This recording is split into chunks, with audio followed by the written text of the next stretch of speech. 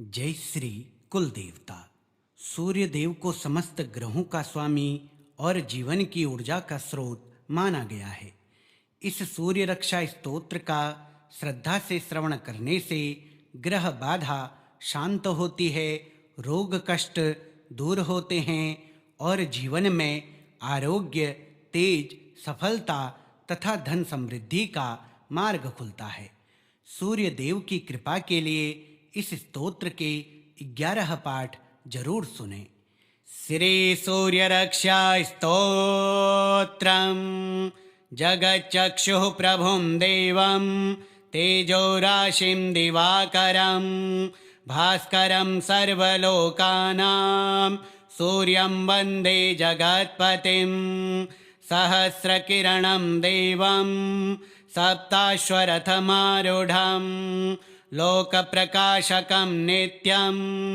सूर्यं वन्दे विभावसं दिवाकरं दिननाथं लोकसाक्षिणमव्ययं पापनाशकरं देवं सूर्यं वन्दे रविं प्रभुं भानुं तेजोनिधिं देवं कालचक्रप्रवर्तकं ग्रहपीडाहरं नित्यं सूर्यं वन्दे जगत्पतिम् आदित्यं विश्वरूपं तं सर्वरोगनिवारणम् आयुर्बलं यशोदाता सूर्यं वन्दे दिवाकरं तप्ततेजसमादित्यं कर्मसाक्षिणमव्ययं धर्ममार्गप्रदं देवं सूर्यं वन्दे विभावसं लोकनाथं जगन्नाथं ज्योतिरूपं सनातनं तमोनाशकरं देवं सूर्यं वन्दे रविं प्रभुं आरोग्यं बलसम्पत्तिं तेजोवृद्धिं प्रयच्छति स्मृतिमात्रेण यो देवः सूर्यं वन्दे दिवाकरं प्रभाकरं प्रभुं देवं भक्तानां भयहारकं दुष्टारिष्टहरं नित्यं सूर्यं वन्दे जगत्पतिं जगच्चक्षुः प्रभुं देवं तेजोराशिं दिवाकरं भास्करं सर्वलोकानां सूर्यं वन्दे जगत्पतिं सहस्रकिरणं देवं सप्ताश्वरथमारूढं लोकप्रकाशकं नित्यं सूर्यं वन्दे विभावसं दिवाकरं दिननाथं लोकसाक्षिणमव्ययं पापनाशकरं देवं सूर्यं वन्दे रविं प्रभुं भानुं तेजोनिधिं देवं कालचक्रप्रवर्तकं ग्रहपीडाहरं नित्यं सूर्यं वन्दे जगत्पतिम् आदित्यं विश्वरूपं तं सर्वरोगनिवारणम् आयुर्बलं यशोदाता सूर्यं वन्दे दिवाकरं तप्ततेजसमादित्यं कर्मसाक्षिणमव्ययं धर्ममार्गप्रदं देवं सूर्यं वन्दे विभावसं लोकनाथं जगन्नाथं ज्योतिरूपं सनातनं तमोनाशकरं देवं सूर्यं वन्दे रविं प्रभुं आरोग्यं बलसम्पत्तिं तेजोवृद्धिं प्रयच्छति स्मृतिमात्रेण यो देवः सूर्यं वन्दे दिवाकरं प्रभाकरं प्रभुं देवं भक्तानां भयहारकं दुष्टारिष्टहरं नित्यं सूर्यं वन्दे जगत्पतिं जगच्चक्षुः प्रभुं देवं तेजोराशिं दिवाकरं भास्करं सर्वलोकानां सूर्यं वन्दे जगत्पतिं सहस्रकिरणं देवं सप्ताश्वरथमारूढं लोकप्रकाशकं नित्यं सूर्यं वन्दे विभावसं दिवाकरं दिननाथं लोकसाक्षिणमव्ययं पापनाशकरं देवं सूर्यं वन्दे रविं प्रभुं भानुं तेजोनिधिं देवं कालचक्रप्रवर्तकं ग्रहपीडाहरं नित्यं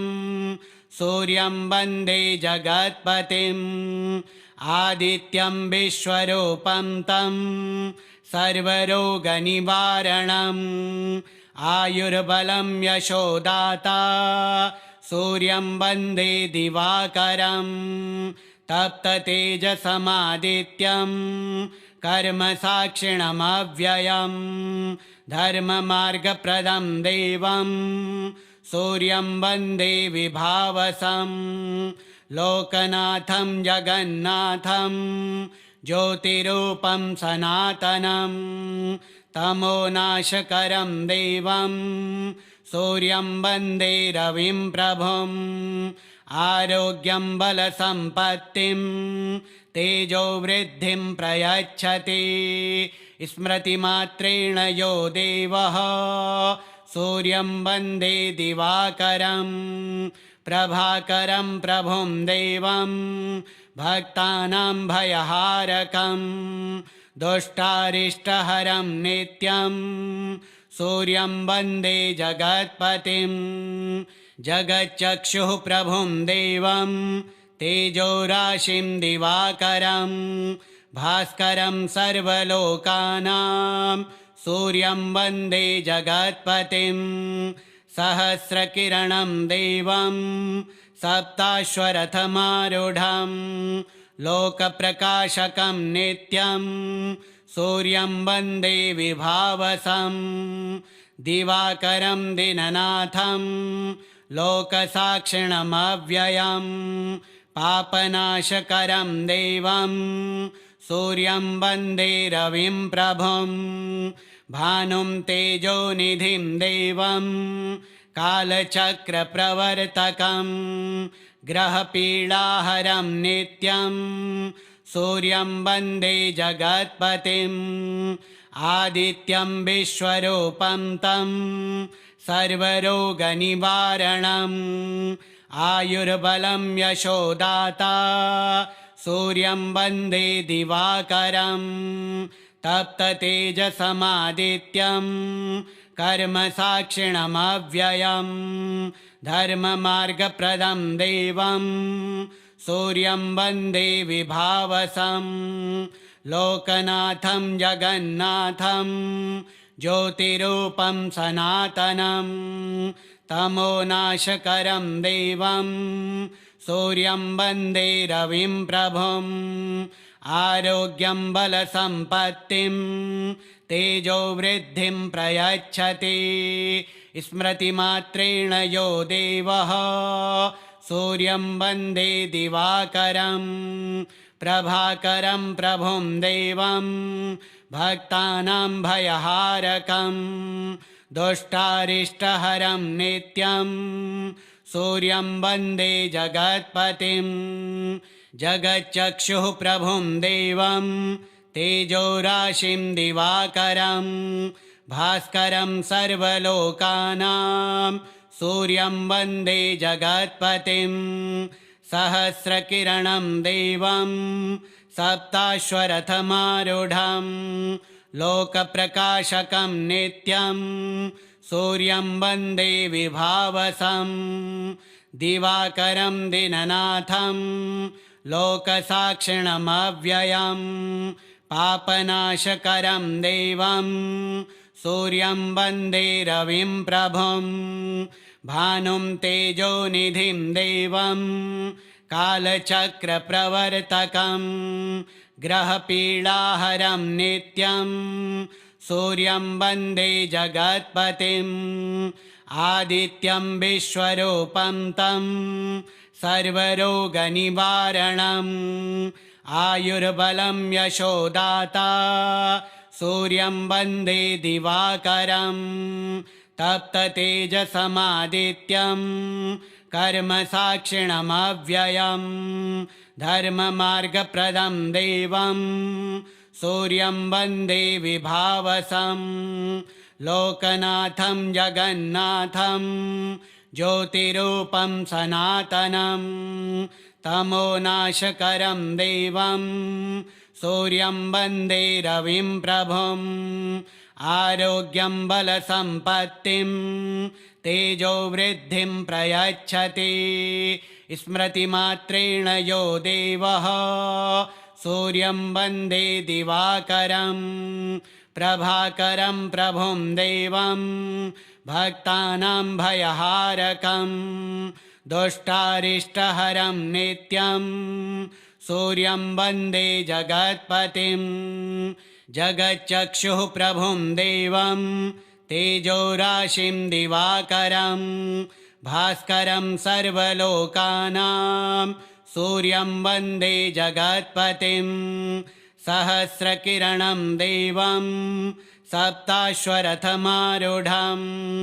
लोकप्रकाशकं नित्यं सूर्यं वन्दे विभावसं दिवाकरं दिननाथं लोकसाक्षिणमव्ययं पापनाशकरं देवं सूर्यं वन्दे रविं प्रभुं भानुं तेजोनिधिं देवं कालचक्रप्रवर्तकं ग्रहपीडाहरं नित्यं सूर्यं वन्दे जगत्पतिम् आदित्यं विश्वरूपं तं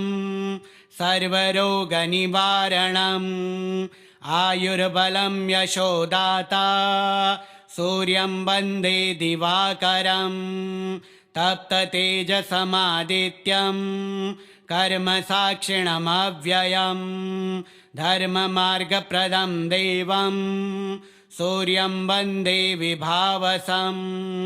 लोकनाथं जगन्नाथं ज्योतिरूपं सनातनं तमोनाशकरं देवं सूर्यं वन्दे रविं प्रभुं आरोग्यं बलसम्पत्तिं तेजोवृद्धिं प्रयच्छति स्मृतिमात्रेण यो देवः सूर्यं वन्दे दिवाकरं प्रभाकरं प्रभुं देवं भक्तानां भयहारकं दुष्टारिष्टहरं नित्यं सूर्यं वन्दे जगत्पतिं जगच्चक्षुः प्रभुं देवं तेजोराशिं दिवाकरं भास्करं सर्वलोकानां सूर्यं वन्दे जगत्पतिं सहस्रकिरणं देवं सप्ताश्वरथमारूढं लोकप्रकाशकं नित्यं सूर्यं वन्दे विभावसं दिवाकरं दिननाथं लोकसाक्षिणमव्ययं पापनाशकरं देवं सूर्यं वन्दे रविं प्रभुं भानुं तेजोनिधिं देवं कालचक्रप्रवर्तकं ग्रहपीडाहरं नित्यं सूर्यं वन्दे जगत्पतिम् आदित्यं विश्वरूपं तं सर्वरोगनिवारणम् आयुर्बलं यशोदाता सूर्यं वन्दे दिवाकरं तप्ततेजसमादित्यं कर्मसाक्षिणमव्ययं धर्ममार्गप्रदं देवं सूर्यं वन्दे विभावसं लोकनाथं जगन्नाथं ज्योतिरूपं सनातनं तमोनाशकरं देवं सूर्यं वन्दे रविं प्रभुं आरोग्यं बलसम्पत्तिं तेजोवृद्धिं प्रयच्छति स्मृतिमात्रेण यो देवः सूर्यं वन्दे दिवाकरं प्रभाकरं प्रभुं देवं भक्तानां भयहारकं दुष्टारिष्टहरं नित्यं सूर्यं वन्दे जगत्पतिं जगच्चक्षुः प्रभुं देवं तेजोराशिं दिवाकरं भास्करं सर्वलोकानां सूर्यं वन्दे जगत्पतिं सहस्रकिरणं देवं सप्ताश्वरथमारूढं लोकप्रकाशकं नित्यं सूर्यं वन्दे विभावसं दिवाकरं दिननाथं लोकसाक्षिणमव्ययं पापनाशकरं देवं सूर्यं वन्दे रविं प्रभुं भानुं तेजोनिधिं देवं कालचक्रप्रवर्तकं ग्रहपीडाहरं नित्यं सूर्यं वन्दे जगत्पतिम् आदित्यं विश्वरूपं तं सर्वरोगनिवारणम् आयुर्बलं यशोदाता सूर्यं वन्दे दिवाकरं तप्ततेजसमादित्यं कर्मसाक्षिणमव्ययं धर्ममार्गप्रदं देवं सूर्यं वन्दे विभावसं लोकनाथं जगन्नाथं ज्योतिरूपं सनातनं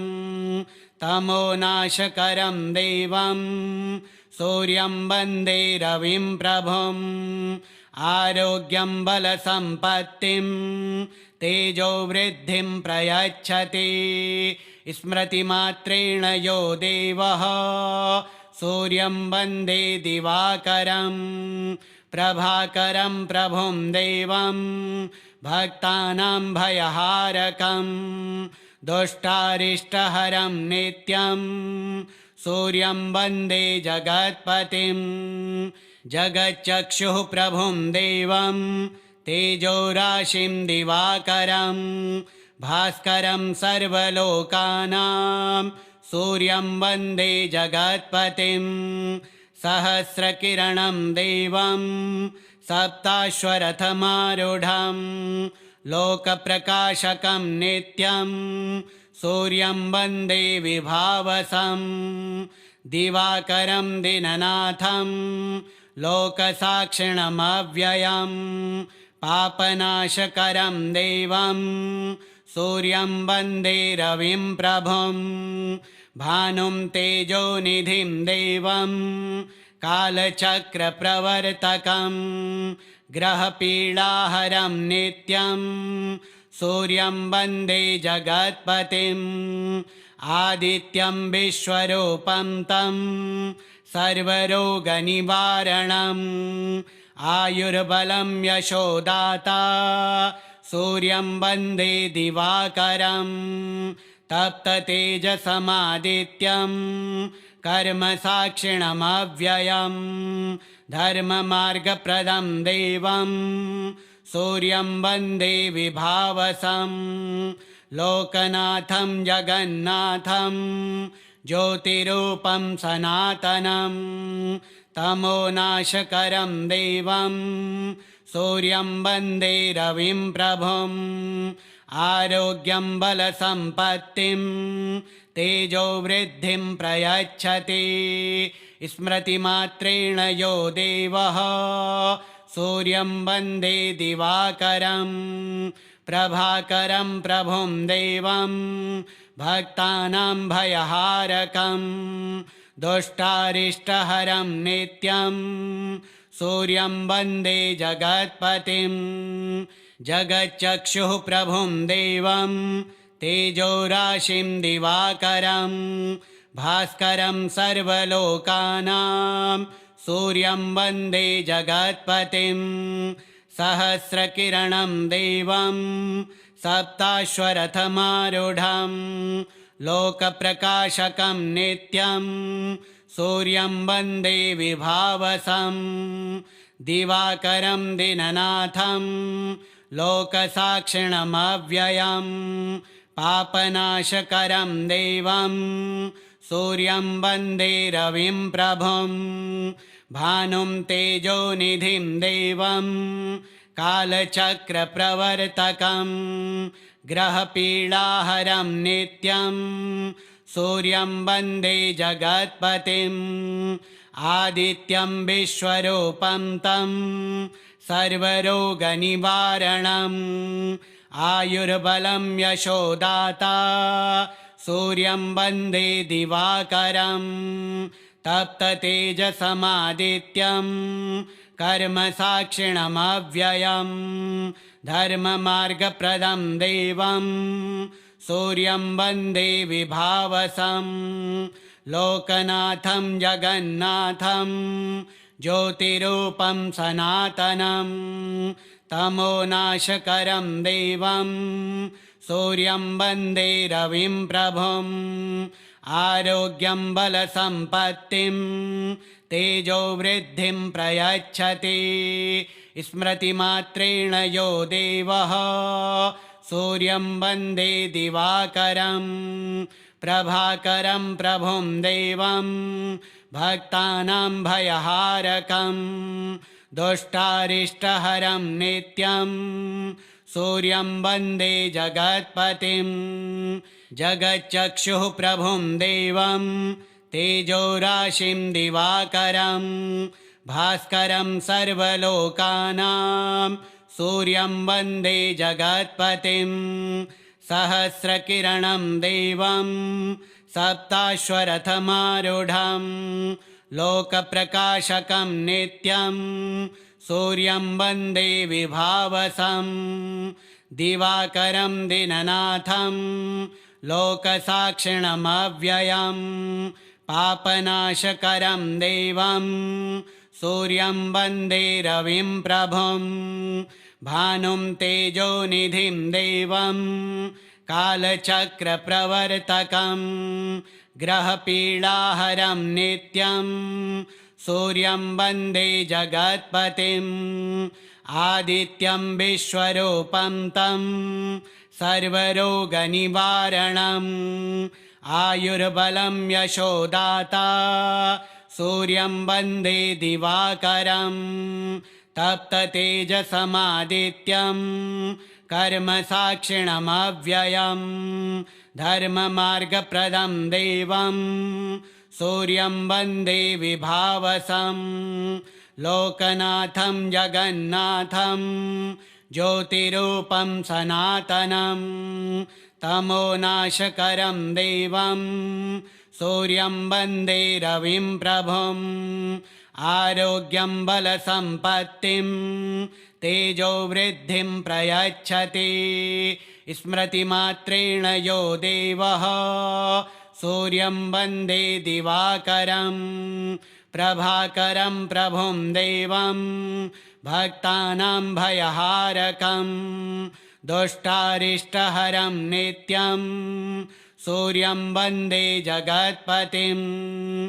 श्रीसूर्यरक्षास्तोत्रं श्रीसूर्यार्पणमस्तु।